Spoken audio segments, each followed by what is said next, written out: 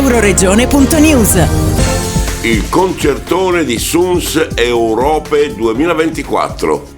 Suns Europe è il festival europeo delle arti performative in lingua minorizzata, termine che indica le lingue in cui viene negata la possibilità di essere utilizzate in maniera normale e paritaria in tutti gli ambiti della vita quotidiana. Nato nel 2009 in Friuli, era un concorso musicale per le comunità minoritarie dell'Europa alpino-mediterranea. Il festival si è poi evoluto in Suns Europe, è un'occasione per tutte le comunità europee di prendere coscienza dei propri diritti linguistici. È iniziata la prevendita online dei biglietti per il concertone finale di quest'anno, in programma sabato 19 ottobre dalle 21 al Teatro Nuovo Giovanni da Udine. Da Udine per Euroregione News, Marco Mascioli.